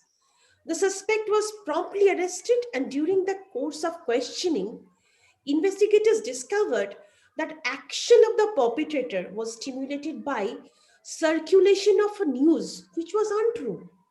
A month prior to this unfortunate and potentially dangerous incident, fake tweets, have been doing the rounds implicating the pizza outlet as being the center of a pedophile sex racket. Names of several key United States politicians also surfaced in the series of tweets, including Hillary Clinton. So, post the tweets going viral, the shop owners started receiving threat and death calls from the right wing bloc who believed in the authenticity of the information. Similar was the impact on the individual who took it upon himself to correct the wrong. So, not much different is the experience of Rohingya Muslims in Myanmar, against whom the government has been encouraging circulation of propaganda material. Pictures of burned villages or dead soldiers are shared, and the outcome is attributed to Rohingyas. So, most of the time, the images do not belong to the Myanmar villages or soldiers, but nonetheless, it steers the formation of public sentiment against a particular community and instigate brutal action. So, now I will come to the filtering of social media information. So, such outcomes highlight the necessity for users of social media to be able to segregate true information from counterfeits. So, many experts have suggested some caution to be exercised when consuming information via social media. We discuss a lot about all these things with my students, as I teach post graduation students, so they are a bit mature. So they are also of the same opinion that the first is analyzing available information from a critical perspective, as misinformation is presented to render shock value, readers get hooked onto it. I mean, my co-panelist, previous panelist was told this. And such pieces trigger emotional reactions like anxiety, fear, and such. Strength of such feeling is what makes information appear real. So, controlling emotional reaction to social media feeds is thus vital. Critically evaluating intent of the information and probability of intentionally misguiding are key aspects readers should consider. Also important is verifying the source of information. For sources, one is not conversant. Some background check has been advised. So, errors in content and intriguing web address extensions can be indications of the source being spurious. So, expertise of the contributor or source should also be assessed before admitting the information as sacrosanct. And scouting for repetition of the same misinformation across other websites and platforms aids in ascertaining the truth value of the information. So, valid information is released across multiple platforms, and hence, chances of its reappearing is very high. So, if information has limited spread and is largely absent across other platforms, it is probably not true. Caution has also been sounded against getting convinced by images, as we all know technology has eased image manipulation. Search engines can come handy in reverse checking the authenticity of the published image. So, quality of supporting material provided to argue a perspective is also a route to filtering in misinformation in social media use. So, in keeping with this, readers have been suggested to check whether views of experts, official statistics, research data, eyewitness accounts have been included or ignored. And the latter can indicate malpractices and therefore will require scrutiny. Thank you so much, Dr. Bhattacharya. Thank you so much for your insight on how we can discriminate between the good and bad content. Now on to Dr. Mitra. Uh, because of the pandemic, we have also seen the rise in mental illness and the cases. Do you feel that there is a role, of media into this?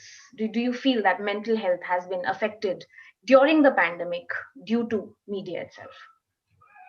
Uh, Media or no media, you see, in the 1950s, the World Health Organization had already suggested that by 2020, the largest disease burden in this world is going to be mental health disease burden. And that is exactly what we were seeing. We were seeing mental health issues kind of far overriding other physical health issues, and it was becoming uh, an epicenter or a volcanic eruptions across most parts of the world. It was not sparing, the developed from the non-developed or the underdeveloped world. However, what has pandemic done? It has brought in a, a severe onslaught into the existing mental health issues. So I guess what I tend to think, and perhaps I might be right in saying that this is a pandemic, which is the COVID pandemic, which will go away perhaps in another, 6 to 8 months or maybe a year and a half. But the next pandemic, which is waiting in the sidelines to happen, is the mental health pandemic. And that is exactly where the burnout of the civilization is going. And what has happened to this pandemic is the fact that mental health, which was progressing in a certain pace, has just taken on a lot of speed and is on the verge of a volcanic eruption. See, the pandemic itself has detrimentally affected the brain. because the brain, the psychology of the brain is that it refuses to understand and accommodate something called uncertainty. Uncertainty, the psychology of uncertainty has kind of exploded with this pandemic, because this pandemic has brought in to our brains for the last 2 3 generations. We have never seen something like this. So this is a completely new baby, and this is the baby we do not know how to handle. So the brain finds it very, very difficult as to how to process this entire situation. The brain, actually, the evolutionary aspect of the brain wants to protect that individual. So every individual with a brain, and this brain is there to protect that individual. And how it protects is the way it perceives. So this uncertainty is perceived by the brain as a danger.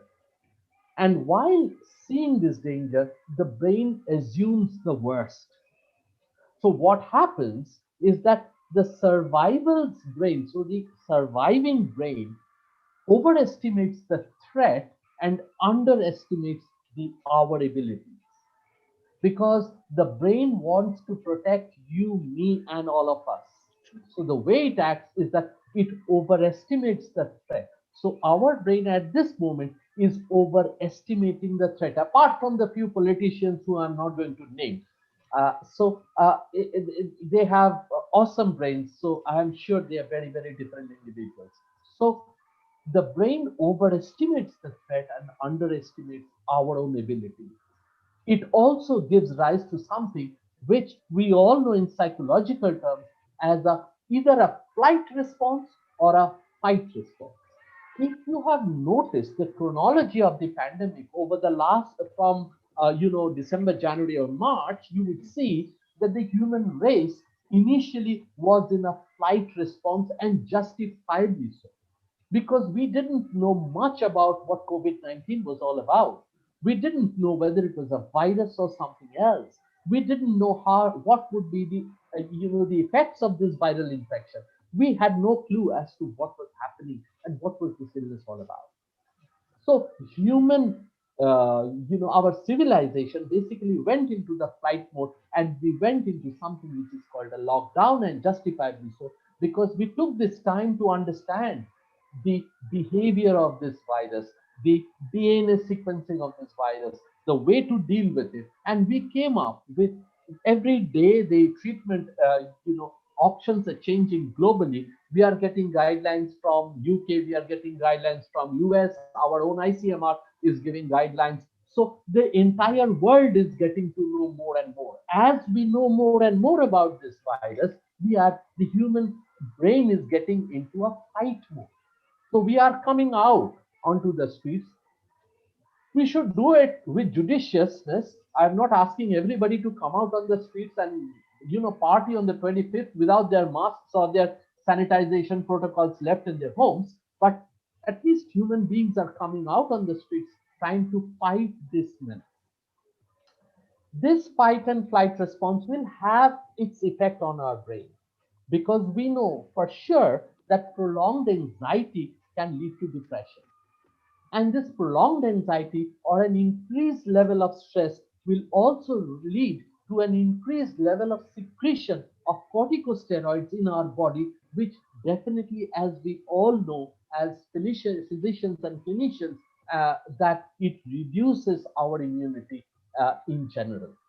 So overall, the stress of this pandemic is going to reduce our immunity because of the anxiety, because of the steroid hormones that are being automatically released to help us through these difficult times. So what has happened over these issues, over these months, is that one, there has been worsening of existing mental illness. There definitely has been an outburst of mental illness like depression, anxiety, psychotic issues. It's not only because of the pandemic, but also because of the collateral damage which the pandemic has caused to us. Because what has happened, the patients who were supposed to have reviews were unable to go for their reviews. The patients who were supposed to have their medications changed were unable to go for their medications changed. The shops were the medications basically became unavailable globally because of the failure of chains of supply. Patients who were going and getting themselves into their daycare centers were closed down. Patients with learning disabilities, autistic patients who were having their support systems and their support networks, every support system broke down. They had to go to different places or being housed into smaller flats and homes, which was very, very difficult for them. So these were the general consequences of pandemic which happened medically.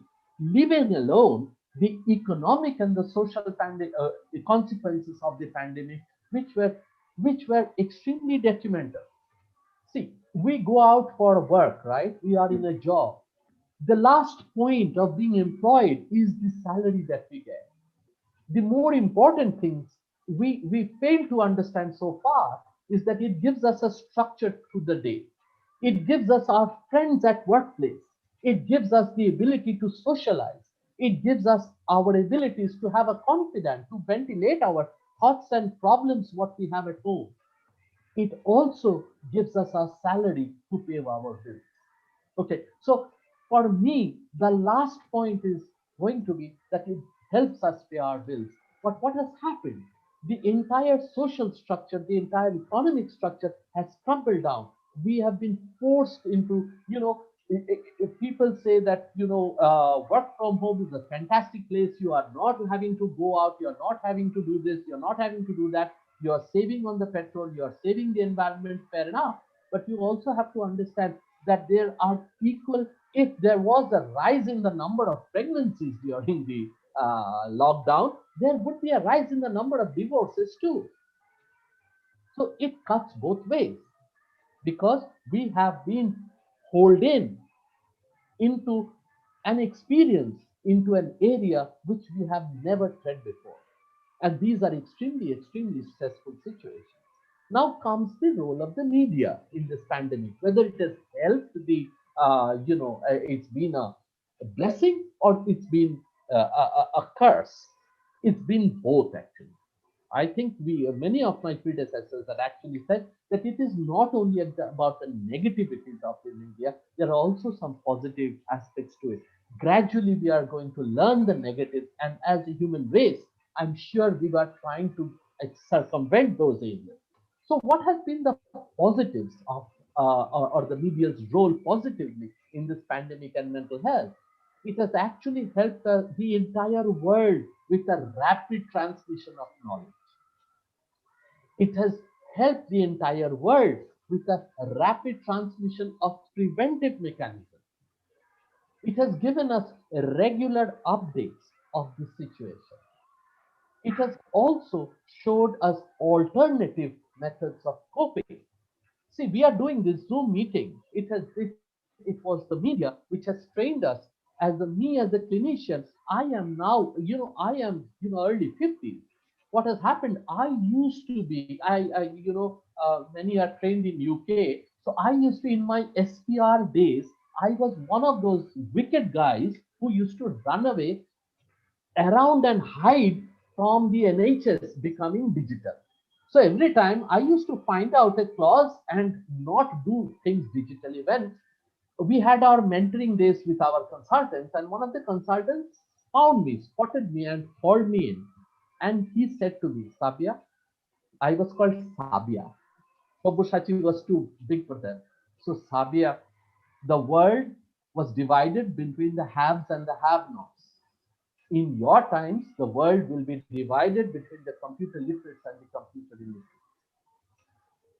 I went on a crash course of learning what a computer was all about. And thankfully I did, because today media has given me this opportunity to see my patients remotely staying hundreds of kilometers away from Kolkata, from the confines of my home. They are not having to take the risk of COVID and come to my chamber or to the hospitals where I work. So the media has given us the opportunity to learn these new skills, which I wouldn't have otherwise. Now, what has been the negatives of it? Because there has been an intense information overload. There has been fake news, as Dr. Moshumi had earlier suggested, and Dr. Indrani Banerjee too, that fake news, there has been irresponsible journalism. There has been things which have led to panic, distrust, and a lack of confidence in the general population. Nobody knows what to believe, what to do, which one is the right, whether carrots are better than onions, or smelling an onion in the morning, which can keep the COVID away, whether it is just a political ploy, whether it is a religious ploy, and whether it was a manufacture of the intelligence between the Chinese and the Middle Eastern communities. So there was an intense distrust amongst the community. That was, confusions are so readily seeable if you follow. I think we would all have split personalities and become schizophrenics if we were to follow Fox News on one screen and CNN on the other. You wouldn't know who the hero and who the villain is, because media has imposed that on us. And I would say that's the worry that I have regarding media. I think, they have done a great job. We have masks on most parts of the world, saving millions of people, battling it out, all the world putting their hands together, trying to find out the best vaccines, trying to find out the best medications, which kudos to the media. But then also this intense distrust which the media has generated has done a lot of harm. But hopefully we will see better days. This too shall pass. True, absolutely. We'd like to believe so, sir. Thank you so much, Dr. Mitra. My next question is to Dr. Indrani Banerjee. Uh, Continuing on the lines of development of children, could you guide us as to how gaming has resulted, in children being exposed to a lot of violence? Right. It's an interesting area and possibly ever developing, but I think, as I was trying to highlight, this early exposure to digital media and the several platforms that is open and accessible, and which, as we listen to all our panelists, this free access to several games, etc., are having a significant effect on the developing mind. Some of it is possibly to their benefit, but I think, on balance, the negative effects need to be considered. And I think one of the biggest group of children and young adults who are being affected is the adolescent, because adolescence is, as it is such a difficult developmental age and stage of anyone's life, that it is rendered with multiple and immense complications. On top of that, there is this relentless exposure to different forms of media.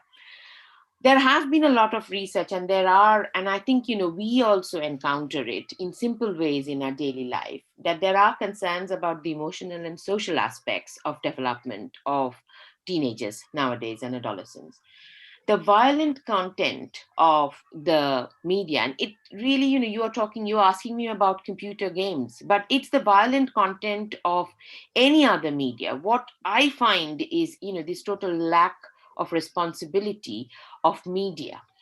And I have to say, there is a bigger control on what comes out in media in UK, where I mainly work with, and especially, with journalism. There has to be a lot of accountability. What I find really difficult, and I go back to Kolkata very often, I haven't been, and I'm coming back in January, so looking forward to it, is when I open the newspapers when I'm back home, is the horrific pictures on the front page. And I'm thinking, how can you allow this? A massive train crash with dead bodies strewn. Yeah, that's reality. And you do know that this is news. yeah, one hopes so. It is so difficult to believe now, but it is news, it is reality. But does that need to be plastered across the front page of the newspaper that anybody is going to see first thing in the morning? Surely it can't be a good effect. And I think Dr. Mitra will tell us more about the detrimental effect of this bombardment of negative media. So, this violence, the descriptions of violence that is also coming out is very worrying.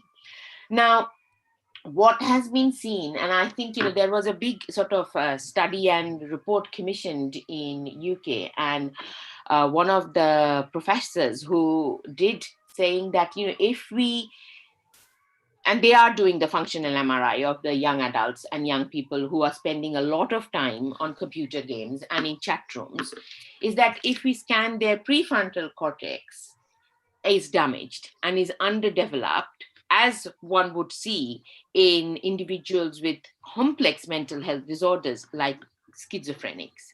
So now, are we trying to make it too simplistic to say that, engaging in computer video games with violent content is going to turn the population into schizophrenic? I think, there's no cause effect relationship like this, and I'm not trying to imply, but the changes in the brain are pretty much similar. So it is obvious that constant playing on video games where there is a lot of negative visualizations, wars, killing, and rewards based on that, how you achieve, is having a significant negative effect. And the prefrontal cortex is so important, and it affects in significant way that these young children who are developing there is a lot of association that they are over the time going to show difficulties of understanding of feelings of others, ability to empathize, and also how they process information. And like, when I spoke first about the skills, like, if you, similarity between a violin player's finger and the screen. Similarly, if you're constantly exposed to violent content, the way your mind processes and then understands things are also going to be affected. So they are saying that there is avoidance of fear, and there is lack of empathy to responses. So, I think this whole attitude that it doesn't really matter who thinks what about me, this total lack of recognition of empathy is very important. And this is being seen more and more.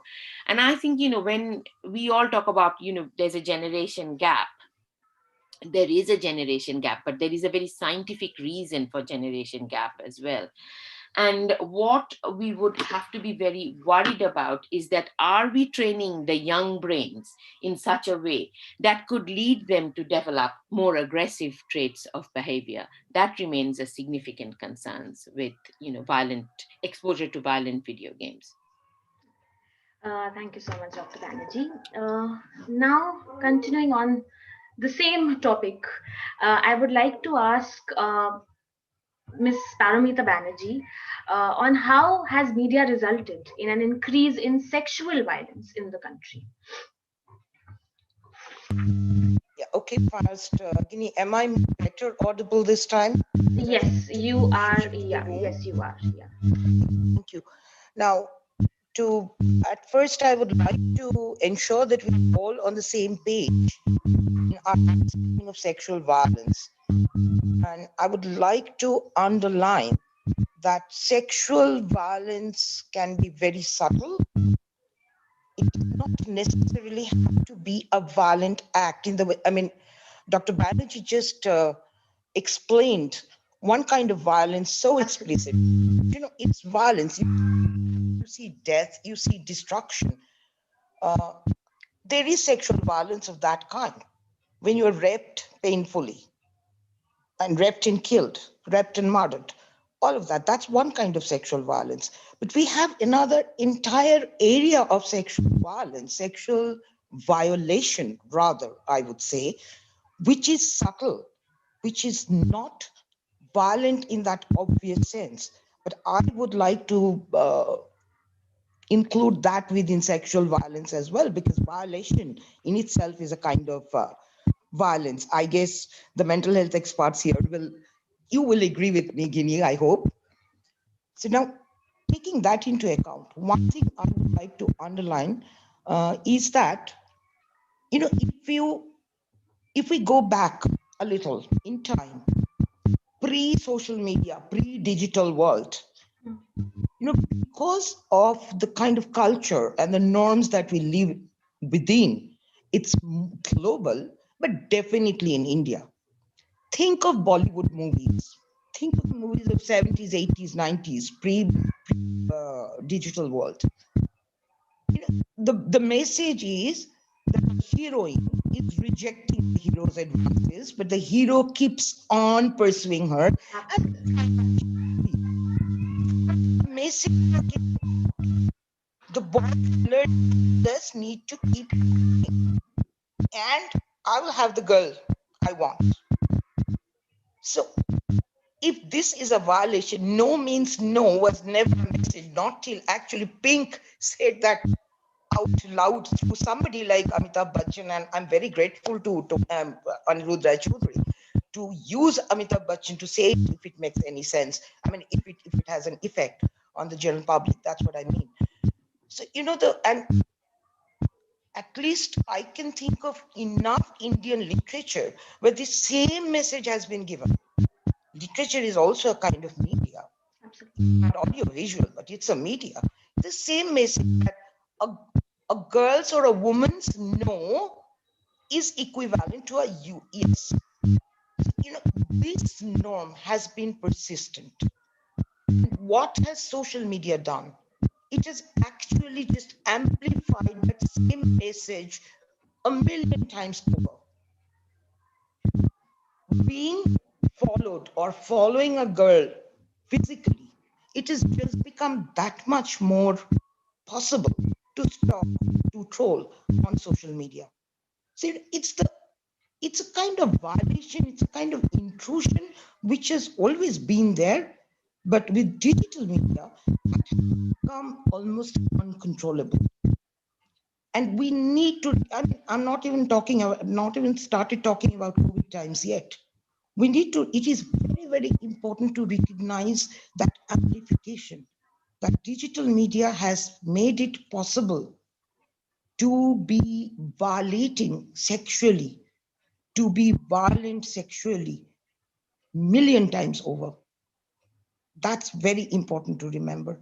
And this is one aspect that adolescents need to be conscious of.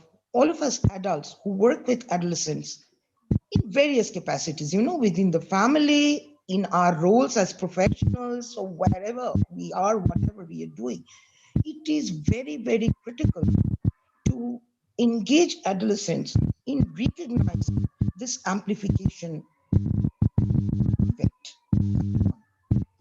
Now, coming specifically to COVID times, I would like to underline one thing again. If we go back in time again, it's been a myth, again, very global, but definitely Indian, that to have sex with a premenstrual girl is a cure for all kinds of, it's a panacea. Definitely sexually transmitted infections, but it's a cure for leprosy, it's a cure for gonorrhea, syphilis, it's a cure for everything else. And this has not come out in the media yet, but I'm hoping that some study in this respect happens sooner rather than later, because actual sexual assault on young girls, premenstrual girls, has increased. Child sexual abuse has increased many, many times over. And this is a silent crime, first of all.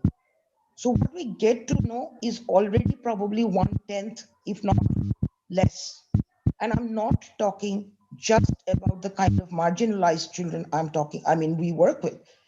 At least there, because we work consistently on child sexual abuse, there is probably higher disclosure than in middle class families where respectability plays a very big role in silencing child sexual abuse. So the way child sexual abuse has increased, the way attempted rapes have increased from what we are learning. It's all anecdotal. There is no study. So what I'm referring to is what I'm hearing from our fields, work fields, that's the marginalized section, and what I am learning from adolescent children from middle class families that I'm personally in touch with. I have been thinking about this, that so is this myth coming back with reference to COVID as well? If you can have sex with a premenstrual girl, then you are immune, you become immune to COVID. I don't know this, but I would like to put this across to everybody here so that, people can start actually researching into this, because I think it's an important area. Now, having said these two, what are the other forms of sexual violence and violation that are happening? I mentioned one thing earlier, and interestingly enough, that violation is happening because of online, because of increased access to online dating sites where adolescents are concerned. Again, across socioeconomic divides. It is not restricted to just the distinction is in one thing. In an educated middle class home, there is possibly, at least in some urban English educated homes, there is possibly some more space for parents to talk about these possible dangers with their adolescent children. However, I'm not sure that that is true about all the regions of all the states of India, so it's really difficult to draw a clear line. Sexual violence in the form of blackmailing has increased because our adolescents are accessing online dating sites. They are running, there is a false sense of safety in running an online relationship, because these are responses I've heard from adolescents. So I'm quoting them. I'm not physically there. How does it matter? Even if I send a nude picture, I'm not there. It's just the picture. It's just when the blackmailing comes, then that's when it strikes how dangerous it is. So that's another kind of violation that is happening. And I would like to underline, now this is not something, it is something I have heard from people who are my mentors. They are counselors themselves, and they're my mentors in working with mental health issues, because I have to in my field of work. I have heard it from them that this is a kind of violation which is also affecting adolescent boys the other way around, in the sense, so a boy has said to his girlfriend, this is not an online relationship, okay? It's a real life relationship which had existed pre-COVID times. During lockdown, it was only online. It should stop me if I'm over time, because this is my paid topic. So okay. So the girl sent some very intimate pictures, and the boy said, don't send these pictures because I will not use them. But my account may be hacked, and then you may be in trouble. The response was, oh, so you no longer care for me like you did before. Then she started harming herself and sending those self-harm photos. The boy was completely destroyed. He had to be taken for counseling because of that. So this is something I have heard from counselors who are mentors. This is not something I've come across, but I can completely imagine the situation. So, that's another kind of violence and violation that is happening, which is very connected to it, what Dr. Mitra said, that because of the hemmed-in situation, adolescents are going into, they're trying to find routes of escape. And that online activities, online interactions have increased a lot. And the other point, that will be my last point, I consider that a form of sexual violence as well. Underage marriage. In our fields of work, we had no underage marriage since 2009. And during COVID times, there were 3 underage marriages. And I know from colleagues in the larger development sector that in every work area. Underage marriage has gone up during COVID times. They're just saying, who knows when this will stop? At least let's get married. So these are the dynamics in this time. Thank you. Thank you so much, ma'am. Towards the end of the session, I'll just ask Professor Moshami Guha and Mr. Hari Narayan, please can you tell us how to use our free will to determine the content that we consume over social media? I will start with Professor Guha and then I'll shift to Mr. Hari Narayan. Thank you so much, Dr. Grover. This is a very important question. And after hearing all of the panelists today, I feel so humbled because I think almost everything has been already covered.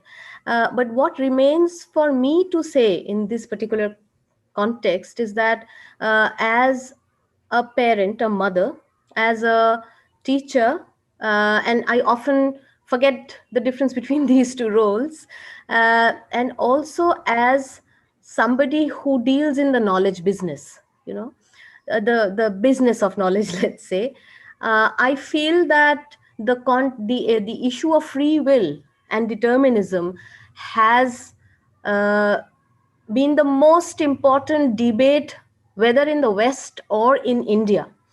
And from a very early time, we have seen in the Upanishads, for example, in the Kathopanishad, there is mention of the difference between Shreyas and Preyas. Shreyas being something that you ought to desire, you ought to seek, and Preyas means something that you actually desire, you actually want for yourself, and how humans must be taught to differentiate between them. So, after hearing all the panelists, I feel that we are back to square one. This is not to say, like people often do, that everything is there in the Vedas. I'm sorry, that's not what I intend to say. What I intend to say is that these issues have been there. Philosophically speaking, these issues have been there from the very beginning. There are a lot of distractions available to us at any age. And I believe that media is currently the most significant distraction for us. And that is where the issue of free will and choice comes in. And in a deterministic world, the exercise of a free will becomes overtly problematic. Okay. So, and if that deterministic world is determined by an all engulfing media, whatever be the differences between the different sorts of media, if media is so powerful, then can we ever actually choose to exercise our free choice? This is the question that keeps coming back to us. To answer in brief, to respond in brief, I would say that yes, as a teacher, as a mother, as a person in the area of knowledge, knowledge is the only thing that can help us make the right choices. And perhaps that is the reason why we continue to say that an educated parent, particularly an educated mother, can help guide young minds and also guide themselves so that they can guide young minds. For example, in my classrooms, I keep saying that, if you take tuitions, it's fine, but remember not to give away your brain to the tutor along with the money that you pay him or her. So, even if you take tuitions, remember you have your own brains and cognitive systems, which you can still put to use. The same I would say for the situation that we are presently talking about. So even in a highly media determined world, we do have free choice. As parents, as young minds, to choose among a lot of stuff that media offers us, those that may actually have a positive impact on us in the long run. And I don't know how to explain this. I don't have any proper statistical data to provide before you. I have this very extrasensory sort of feeling that knowledge does help. Knowledge does help in making the right choices. And by knowledge, I mean the knowledge to discern, And this is where I would also refer to Harinarayan sir, because I think by talking about the yoga and Vedantic systems, he is basically talking about the ability that a human being can inculcate to discern. And that is the true meaning of conscience. The true meaning of conscience is the ability to discern between the Shreyas and the Preyas. The Shreyas may not seem attractive, but it may turn out to be the right choice in the end. I think that is all I would like to say, because this is a question in favor of which or against which I can't produce any data before you. True. So, thank you. Thank you, ma'am. Thank you, ma'am. Mr. Harinarayan, please, could you provide some insights? Yeah. Yeah, some of the points I'm aligned with Dr. Masood. And like the first important thing is like human has only choice of action. Like animals, as per their nature, they do. If cow cannot start eating meat and tiger, the lion cannot start eating the grass and all the things. So only humans have a choice of action. And but we have to name. It's still debatable whether we have actually free will or not. Okay, that is still not what people some follow. We have free will, but people don't follow that we have free will. But as per the Vedanta, I wanted to clarify that one. Like our free will depends on two things. One is Varsna. Varsna is our inherent nature, which come as part of our genes, which we don't have any control on that one. Okay, when you born, which family we born, where we born, that is not in our control. This means we don't have free will at the time. So something comes along when we born. That is called Varsna. That is our inbuilt nature. Depending on our inbuilt natures, in when we grow up, we take some of the decisions and all the things. And again, when we born, our mind is conditioned by our parents, by our teachers, and our society and all the things. Again, so can you see? Can you say that one we have a free will because our mind is already conditioned in the when we born and when we growing up until we go to teenage age, the mind is already conditioned and most of things our things are derived from our vasana as our actual nature, which is depends on our genes. So considering all these things, still we can say that one, okay, we have free will, okay, but depends on some of the things, some of the factors that is depends on the vasana, depends on our childhood conditioning of our mind, okay, and that conditioning mostly come from the parents. Now, so now how to judge that whether we are really means now which type of media content and we are just observing all type of media content depending on our free will.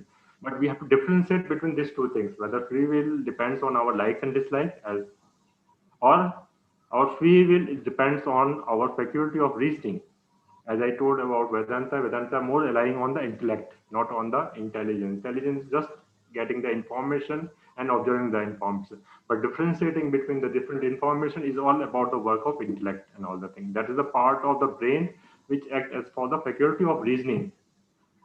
So when we add free will to the faculty of reasoning, then I think we can evolve more better and we have a more better choices and so we can take better decisions from that point of view. So again, it is the intellect, it's the faculty of reasoning, faculty of thinking, faculty of questioning. That is the most important in the modern time and all the things because information is flowing as fast as and we are observing depending on like and dislike. Instead of like and dislike, we have to observe the media contents depends on the faculty of reasoning. And that we need to solve. Thank you, Mr. Narayan. I would like to conclude this very intense discussion by thanking all our panelists. It was a very, very insightful session. Over to Shayuri Mitra. Please take over.